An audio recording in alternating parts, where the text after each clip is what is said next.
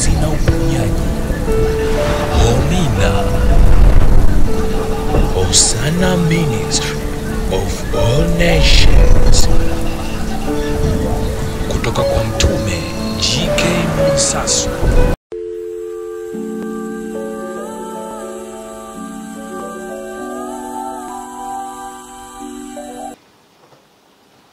Agano la damu nilishafundisha kwamba hili ni agano linalofanyika kwa kumwaga damu, iwe ni ya damu ya mwanadamu au damu ya wanyama. Nilishafundisha. Kwa leo tupo kwenye huo mwendelezo, kwamba hili agano ni agano linalofanyika kwa kumwaga damu, yani agano la damu, iwe ni damu ya wanadamu au damu ya wanyama. Nikafundisha kwamba agano hili la damu ni agano hatari kuliko maagano yote, kwani linahusisha uhai. Kwa hiyo la msingi zaidi hapa ni sehemu tatu: kwa mwanadamu, wanyama, na uhai wa mwanadamu na uhai wa mnyama. Kinachokuwa kinatafutwa mahala pale ni damu katika ibada za namna hiyo. Naamini kila mmoja ambayo ulizingatia, kuna kitu ambacho tayari kwako utakuwa umeshakifahamu, kwamba kanuni na mfumo halisi na mwenendo wa Mungu anataka nini. Kuwa makini sana. Kuwa makini sana. Kwa hili agano la mwanadamu au la mnyama, lengo na kusudi kwenye hiyo ibada kinachotafutwa ni damu. Lakini katika kutafuta hiyo damu, uhai lazima uondoke. Kama ibada ameandaliwa mwanadamu ili damu ipatikanike, manake yule mwanadamu atapoteza uhai. Kama ni mnyama atapoteza uhai. Lakini nikasema kabla ya agano jipya, agano hili lilifanyika kama kiunganishi kati ya Mungu na mwanadamu. Hilo ni la msingi zaidi. Kabla ya agano jipya, naamini kila mmoja, kama ulikuwa makini, ukuja mahali hapa ni kwa sababu ya kumaliza siku. Naamini kuna kitu kipya unacho. Utajua namna ya ibada zilikoanzia kwa Mungu, ni ibada ambazo zinabeba nini.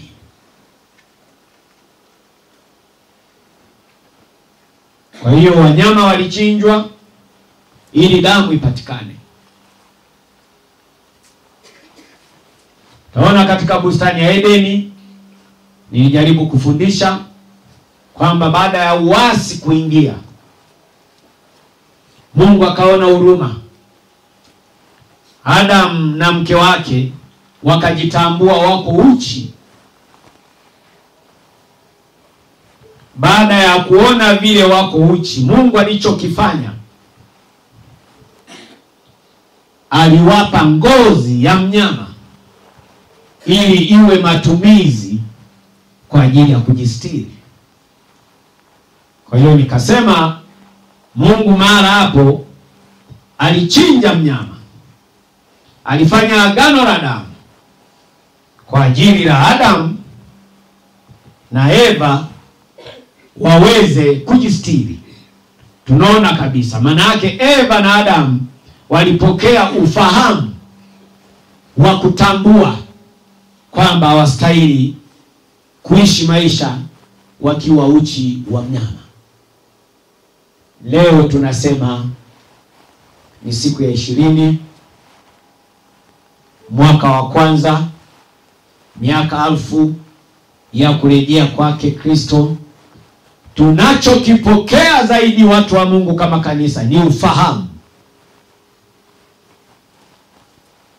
Ni sadaka hiyo imetolewa.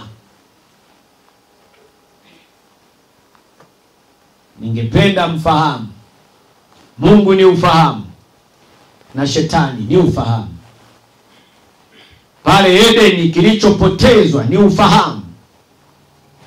udanganyifu ukawa ni chanzo cha matatizo. Lakini leo hii urejeo wa Kristo, tumerejeshewa ufahamu. Manake hatutadanganywa. Yeye mwenyewe baba wa uongo kagongwa muhuri, manake tutatambua. Manake kwa sasa ni wakati wa kutambua mema na mabaya. Ni wakati wa kuwa watii. Ni wakati wa kufuata kanuni na utaratibu. Tuache mazoea.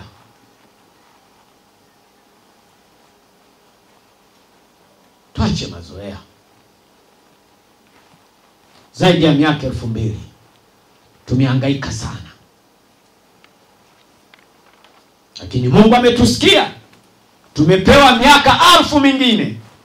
Katika 2000 iliyopita, miaka 1000 tutakula, tutashiba, tutatawala na kumiliki ndani ya Kristo. Tutakuwa tumerejeshewa ufahamu. Ule ambao ufahamu ulinyang'anywa pale Eden.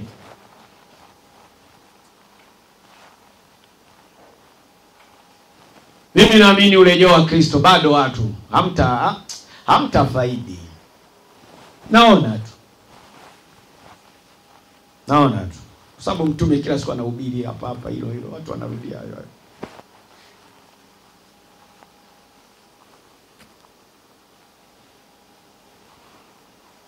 Kwa nini wanarudia? Mtambo kama ni vita. Maana inaelekea bado ufahamu wetu.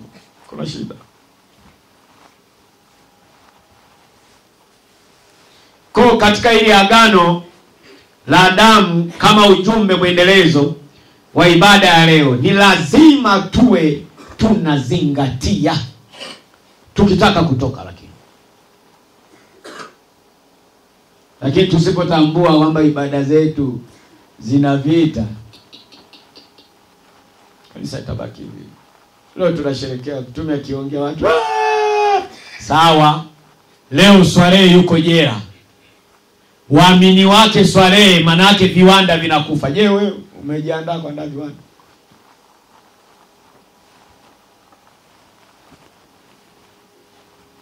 Mmejiandaa?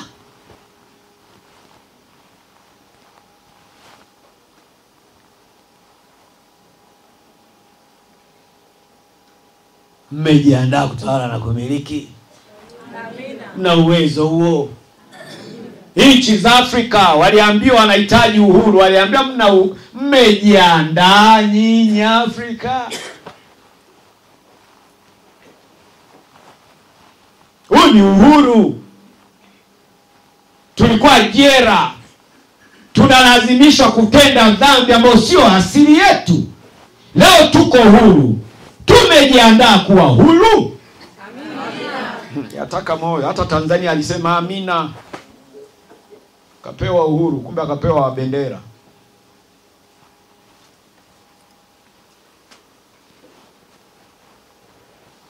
Anaweza kama Kristo amerejea, lakini ukafungwa na nira ya mila na desturi za babako na mamako na mume wako.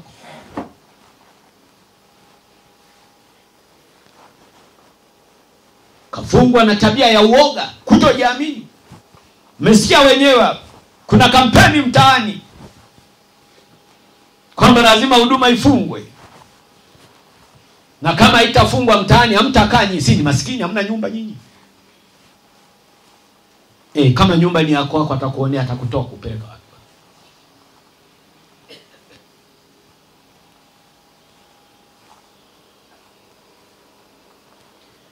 Baada ya agano la kale, Mungu aliamua kumwaga damu tena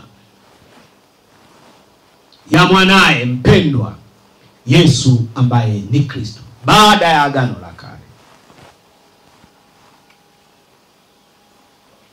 lengo na kusudi Mungu alitaka iwe nini? Baada ya agano la kale, Mungu aliamua kumwaga damu ya mwanae mpendwa, gharama. Wanataka uponywe hapo bila kugharamia. Kisa mtume amebeba upendo, anasema nyie nyie.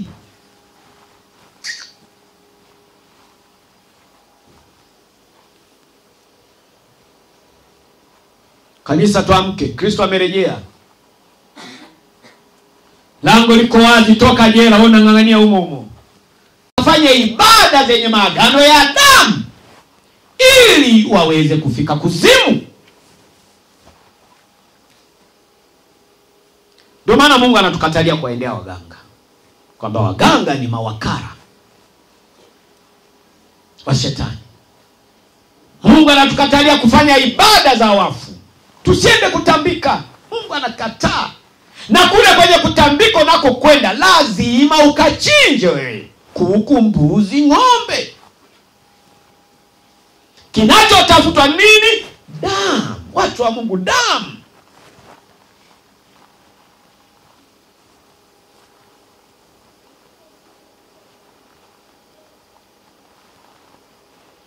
Kwa shetani mipango yake yote katika matumizi ya hizi ibada, agano la damu, yanachokifanya ni kusababisha matatizo kwa wanadamu, kwa watu, ili wawaendee wachawi, ili wawaendee waganga wa kienyeji,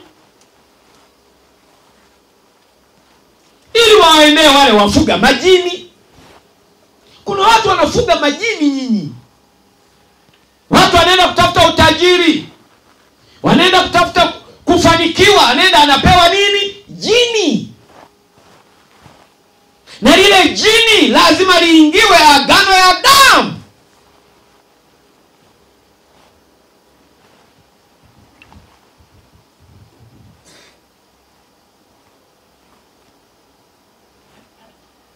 Unapewa masharti kwa mganga. Sharti moja hapo, lazima uchinje.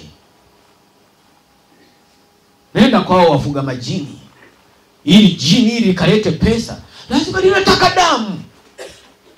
Ndio maana leo nyumba nyingi, familia zinaanza matatizo. Mara vinakimbia, vinagonga. Sawa, vigongaje? Vinataka damu. Taka damu.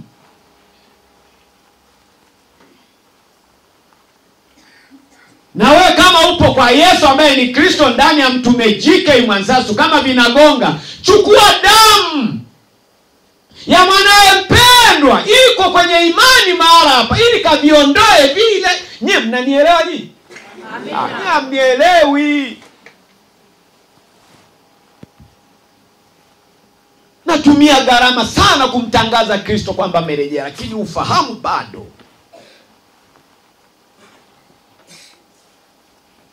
Bado.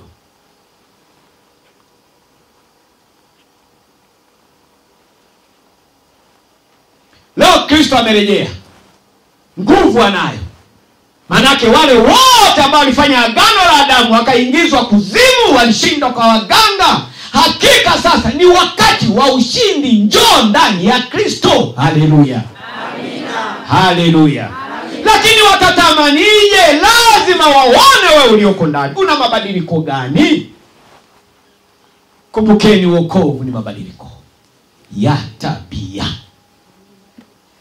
Injili ni ngumu. Injili ni ngumu.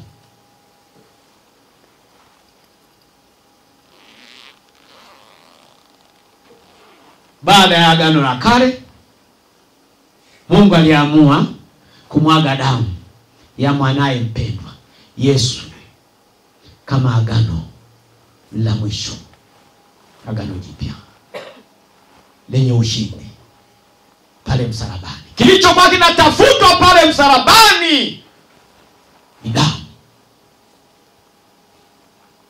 Kumbukeni agano. Mungu ili arejeshe mahusiano kati yako na yeye, aliamua kufanya agano jipya kwa njia ya damu. Mwanae mpendwa alipelekwa msalabani, lengo na kusudi ilikuwa ni damu. Na hiyo damu, wapendwa, watu wa Mungu, ndio iliyopo kwenye hii madhabahu. Fanya agano.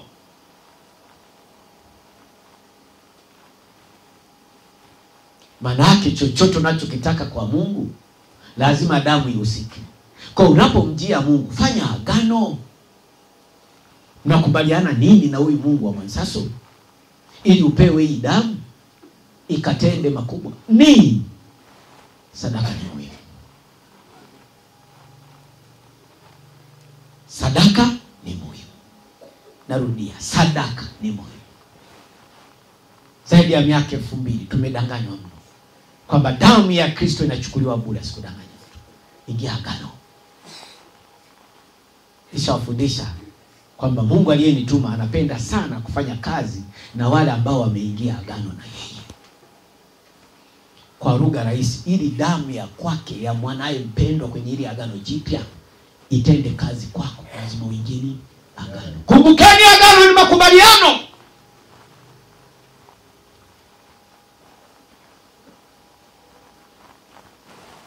Baada ya agano la kale, Mungu aliamua kumwaga damu ya mwanae mpendwa Yesu Kristo kama agano la mwisho. Hana agano lingine. Hili ni agano la mwisho. Ingia. Ingia. Ingia. Shetani naye ana agano la damu hivyo hivyo.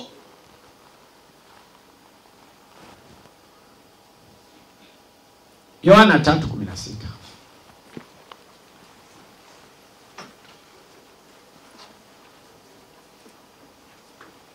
Hakuna agano lingine.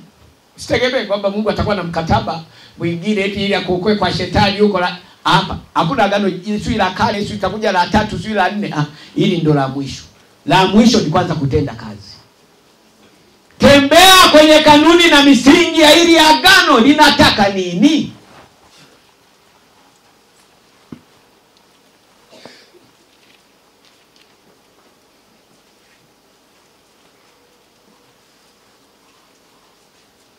Injili nyepesi zimepitwa na wakati. Hebu amka.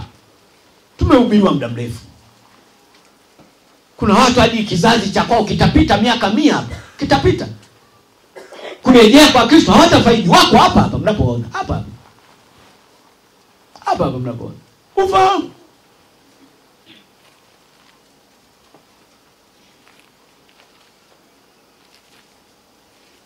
Yohana 3:16.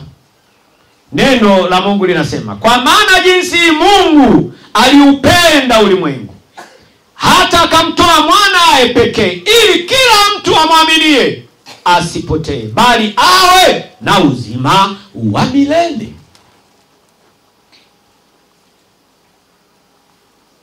Amini.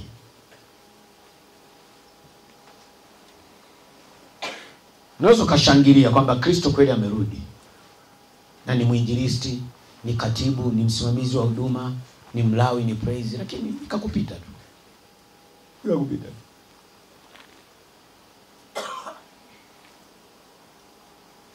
Ikakupita tu. Kwa maana jinsi Mungu aliupenda ulimwengu.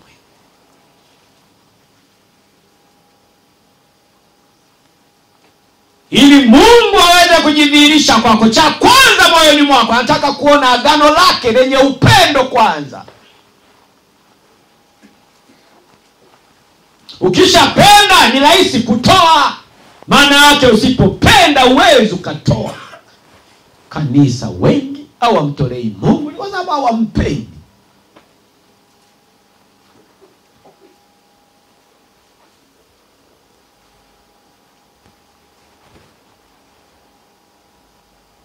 Kwa maana jinsi hii Mungu aliupenda ulimwengu hata akamtoa mwanae pekee.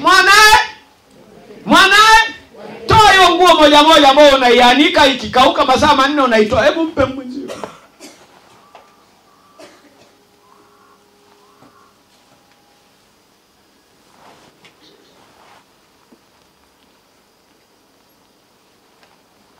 Wakati tunapokea ushindi wa ujio wa Kristo, niliambiwa nitoe sadaka. Sitaacha kusema. Kwa sababu ndio njia pekee, ni kanuni na msingi halisi wa namna hii nguvu iweze kutenda kazi. Sikuchelewa, pale pale.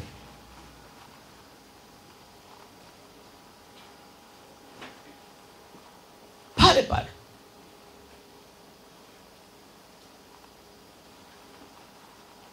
Nikapewa majibu, nikapewa matokeo pale pale. Adui huyo anakuja kupinga sadaka, Mungu na akatokeza. Anastahili ni mmoja tu, manake mtetezi alikuwepo, anamkemea yule adui kwamba wewe ni nani. Ndio lugha hiyo.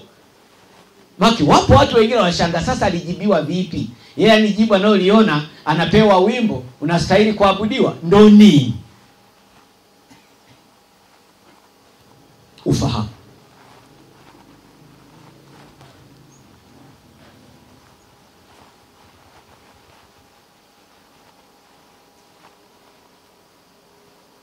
Ufahamu.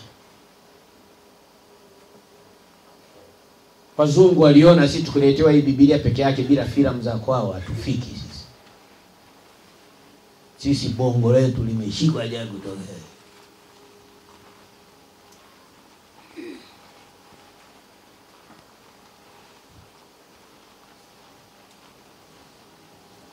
Maneno ya Biblia yakaamua kugeuzwa kwa njia ya picha ili tujifunze.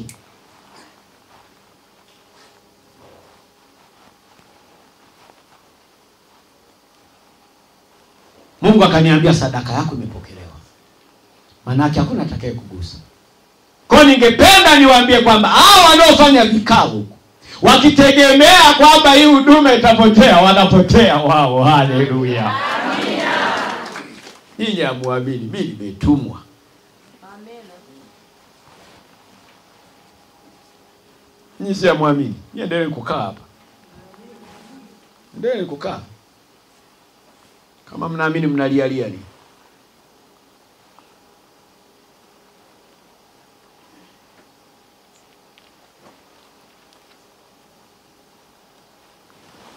Baada ya agano la kale, Mungu aliamua kumwaga damu ya mwanae mpendwa Yesu Kristo kama agano la mwisho. Neno la msingi mara hapa, mwanae mpendwa. Kwa ajili ya kwako, kwa ajili ya yule, kwa ajili yangu. Ni namna gani agano la upendo lina nafasi? Nishawaambia kwamba niliingia agano na huyu Mungu. Nikabeba sanduku la agano, makubaliano kwamba lazima nibebe upendo kwanza. Nikibeba upendo na unyenyekevu na uvumilivu, vyote watatembea, watu watatembea. Watu mtafunguliwa agano. Waendelea kushangaa. Mimi sadaka nimetoa. Hapo Lupembe, barazani, hawana nguvu yoyote. Na dunia nzima. Juzi wakaandamana dunia nzima, wanakuja kupinga ujumbe wangu wa ujio wa Kristo. Acha kudanganya watu. Wewe nani? Umetoa wapi kitu kama hiki? Wakati Biblia imeandikwa hivi. Ni kwenye ulimwengu wa roho. Wameandamana. Wakuu wa makuhani wameandamana. Sasa kwa kuwa mimi nimekomaa, wakaleta na sura ya babangu Prophet B. Joshua anipinge naye kwamba mwanangu, mbona mimi mwenyewe sija kuhubiri hicho? Mimi nikasimama na msimamo kwamba mimi nimeitwa. Ninayemtegemea ni yule Roho wa kweli aliyemfufua Kristo, ndiye aliyefanya ibada. Kristo amerejea, dunia nzima natakiwa kuamini. Haleluya. Amina. Wakasema haiwezekani. Pale sura halisi ya baba ikageuka yenye utukufu. Akasema kumbe mwanangu nimekuacha palipo pazuri umekomaa. Haleluya. Na waambia najiamini na maanisha. Amina. Mimi sijaja na saikolojia hapa. Si theolojia wanasomea huko, hapana. Mimi nimeambiwa. Nimefunuliwa. Ukitaka kushuhudia, ingia. Utamu wa ngoma, ingia, fanyaje? Ucheze. Na waambia jinsi ibada zenye vita zilivyo kwenye ulimwengu. Lakini mimi baba aliyeletewa, mimi namfahamu babangu, roho yake ikoje. Unajua hivi vitu kweli makini. Wamechukua picha ya baba. Mimi babangu namfahamu, roho yake ikoje. Wakaona nimewashinda, nina msimamo na nina koroma na nimesimamia msimamo. Kila ambacho nimetumwa nikitangaze. Ndipo ikaja sura halisi ya babangu Prophet B. Joshua kama kumbe mwanangu nimekuacha umekomaa na kazi inaendelea. Haleluya. Wokovu ni mabadiliko. Kristo amerejea. Wengi hawataamini. Wengi hawataamini. Hii damu iliyomwagika msalabani wataona faida yake. Haleluya. Amina. Hao wameweka vikao huko. Haya. Watu wa Mungu, vita yetu si Adamu na nyama. Hii vita ninayohubiri hapa iko kwenye ulimwengu wa roho. Tunapigana na falme na mamlaka na wakuu wa giza, ili pepo wabaya katika ulimwengu wa roho.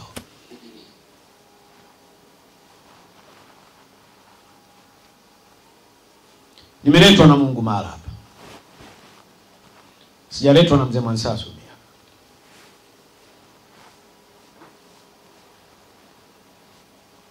Huyu ni Mungu wa miungu yote.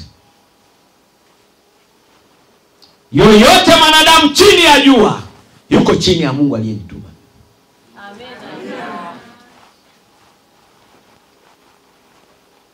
Naendesha injili katika haki.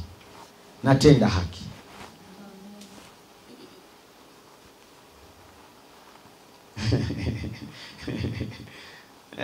Kwa maana jinsi Mungu aliupenda ulimwengu hata akamtoa mwanae pekee, ili kila mtu amwaminie asipotee.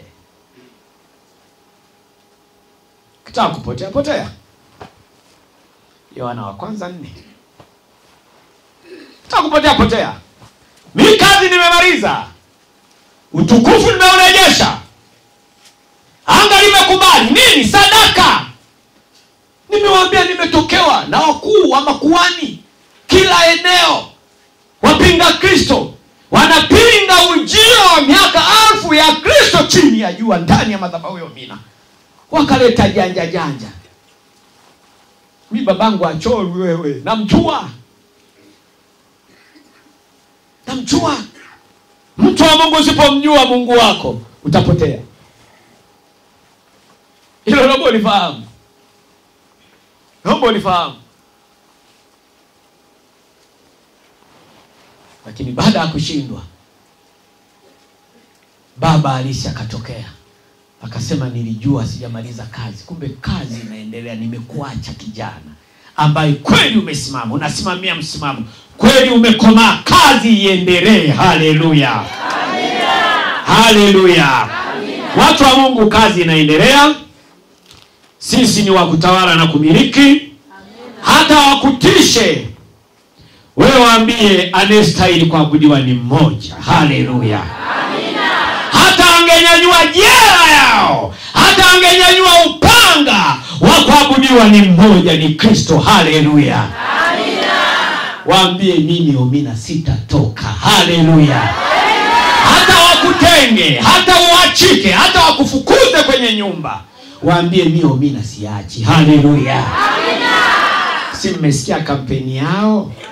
Manake ili uendelee kukaa mpangaji kwenye hizo nyumba zao, kwenye mitaa yao, uache Omina. Unaona mtego ulioletwa. Watu walieneza injili kwa upanga, wanaoji. Utamtaka Yesu, simtaki, haya ingia huku upigwe upanga. Ukisema Yesu simtaki au namtaka Yesu, wanafyeka. Siku hizi haki za binadamu. Watu hawafyeki hivi kimwili, kiroho. Anastahili, anayestahili kuabudiwa ni huyu. Manake kutamka neno anayestahili ni Kristo, pana vita manake. Mimi niliwaambia niliona upanga. Njemba hiyo acha bwana. Jemba hili jengo hapo wawili, yani wajengo hapa mawili ndio jemba hili. Alafu limevaa singlet. Nimeshika upanga. Ninaambia unasemaje? Yesu ni Bwana. Unasemaje? Yesu ni Bwana. Haya Bwana. Umekoma. Haleluya. Kwa tutatishwa sana. Ukiona anakuja, wanakutisha na nyau, wewe sema Yesu ni Bwana. Haleluya. Maana atakupa nyumba, utafanya biashara, wao watakuwa wapangaji, watamkie, watafilisika wao. Haleluya. Unapoondoka kwenye nyumba, acha neno. Amina. Tamka kwamba leo ndo mpangaji wa mwisho mimi kutoka. Watakuwa maskini mpaka pa mwisho, tamka ondoka. Amina. Mungu alitamka ikawa. Amina. Cheni uoga. Acha uoga. Na laana hiyo inaanza muda huo huo. Labda usitamke kwa imani. Labda usitamke kwa imani. Watu wa Mungu, Yohana wa kwanza 4. Yohana wa kwanza 4. Mstari wa 10.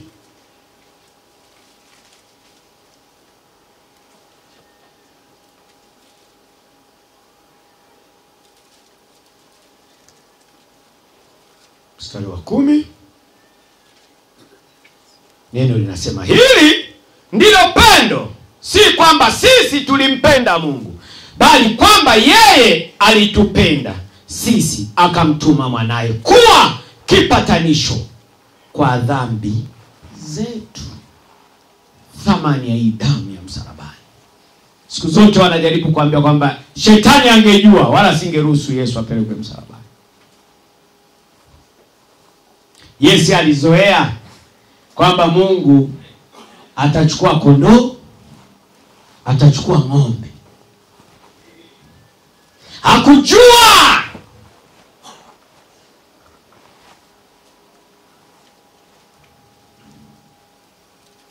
nimekupewa maono nikawaambia kwamba kati ya wale Mayahudi, yale machinja ambayo yaliyohusika pale msalabani, yaliyomchoma mkuki Yesu, mmoja alikuwa chongo. Likachoma, damu ilitiririka ikairukia kwenye nini? Kwenye jicho. Jamaa likapona, likashangaa. Na iwe na imekuwa mpaka sasa wengi watapona kwa damu hii. Haleluya. Amina. Haleluya. Amini kwa kiwango chako uweze ukawa na ufunuo huo. Hata kama ni askofu, huwezi, huna mahusiano na Mungu. Sijaletwa na mwanadamu. Hilo kilithamini, utaona thamani ya hii damu. Nawaambia, hata Prophet TB Joshua anaposema ni babangu wa kiroho, sio kwamba nilienda akaniwekea mkono yeye. Ndio ibada yangu mimi ilivyo ya ajabu. Kuzaliwa kwangu mimi kiroho ni kwa ajabu. Sio kwamba Prophet TB Joshua aliniita eti ndio aliyenifundisha nikaenda, hapana. Alikabidhiwa kwenye ulimwengu wa roho. Kwa sababu ni kanuni. Tulikuwa kwenye kiti cha enzi kwamba unamtuma akafanye kazi katika watumishi wa Mungu dunia nzima. Wewe na kuteua ndio utakayejenga madhabahu. Manake nguvu iliyoko hapa ni nguvu ya baba Prophet TB Joshua. Haleluya. Amina. Imejaa upendo, unyenyekevu na uvumilivu. Wengi hawajui, wengi hawaelewi. Sahihi ni babangu wa kiroho. Unaona neno kiroho linaposimama kwenye ulimwengu wa nini? Mimi sijaenda kimwili kwenda kuwekewa. Mimi nimeenda skoni wakati alishafariki. Anijui simjui kimwili. Kiroho tunajuana kama baba wa kiroho. Amina. Na ndiye aliyejenga madhabahu ambayo madhabahu mnaiona inasubiri dunia nzima kuja hapa. Haleluya. Haleluya. Unajua wengi wanasema anajiamini nini huyu? Najiamini mimi hoji. Amina. Mimi nimeletwa huko. Unajua vitu tusipoelezana kweli, na kweli haiwezi katupa huru. Tuache kukariri injili. Tuache kukariri. Mimi nimekabidhiwa hii damu pure. Sio goshiwa. Imejaa upendo, unyenyekevu na uvumilivu. Ukitaka kutoka mtu wa Mungu, kumbuka agano. Baada ya agano la kale, Mungu aliamua kumwaga damu ya mwanae mpendwa Yesu Kristo. Baada ya agano la kale, mtu wa Mungu, wokovu ni mabadiliko. Kristo amerejea, amini. Tutadumu naye, tutatawala na kumiliki miaka 1000 chini ya jua. Manake ile nguvu halisi yenye ili agano ipo kuanzia sasa. Hutateseka.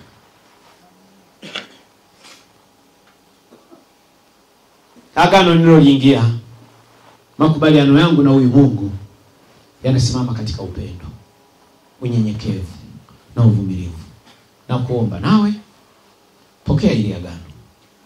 Vitu vingi utavisikia na kuhakikishia Kristo amerejea. Kuzimu hawana nguvu yoyote. Shetani yuko jela. Ufunuo 20:1-3. Ukiwa kimwili utasoma kama historia. Lakini yule Roho wa kweli wa Mungu aliyemfufua Kristo, ambaye ni mwalimu na ni kiongozi, ndiye aliyenifunulia. Amini. Injili tulionayo watu wa Mungu ya agano jipya ya mwana wa Mungu iliyokuja kwa ajili ya ukombozi inabebwa na imani. Jenga imani ya kiwango cha juu. Tunda la Roho ni upendo. Tunda la Roho ni upendo. Upendo ni maisha ya watu wa Mungu. Na maisha ni upendo. Mwambie jirani yako shika neno. Shika neno. Mwambie tena mtu wa Mungu. Shika neno. Amina.